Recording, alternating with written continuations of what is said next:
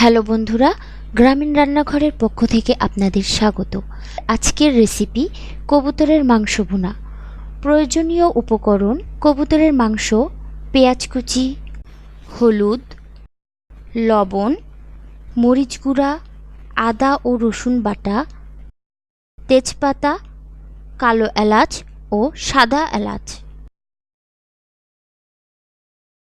চলুন দেখে নিই সহজেই কিভাবে মাংসটা রান্না করতে হয়। মাংসটি ম্যারিনেট করার জন্য মাংসের বাটিতে কেটে রাখা পেঁয়াজ কুচি, পরিমাণ মতো লবণ, 1 টেবিল চামচ হলুদ,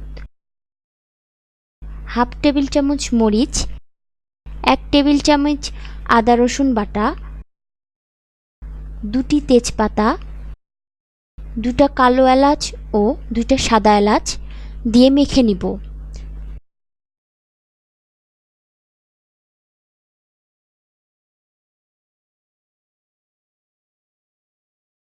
চুলায় পাতিল দিয়ে পরিমাণ মতো তেল দিয়ে দিব।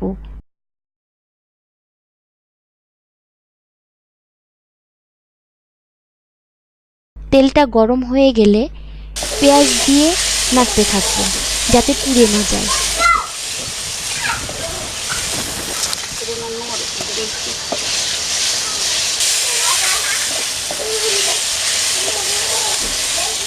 পেঁয়াজ বাদামি হয়ে এলে ম্যারিনেট করা মাংস ঢেলে দিব।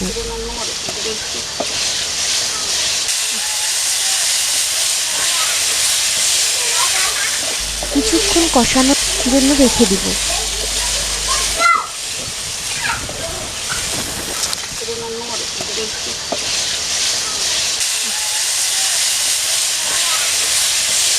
কষানো হয়ে গেলে মাংসটা সিদ্ধ হওয়ার জন্য পরিমাণ মতো পানি দিয়ে 5 মিনিট ঢাকনা দিয়ে ঢেকে দিব।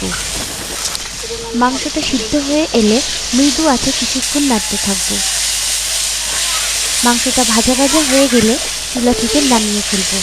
হয়ে গেল আমাদের কবুতর ভুনা। যারা এখনও আমাদের চ্যানেলটি সাবস্ক্রাইব করেননি তারা অবশ্যই আমাদের চ্যানেলটি সাবস্ক্রাইব করবেন এবং পরবর্তী রেসিপির জন্য আমাদের সঙ্গেই থাকবেন।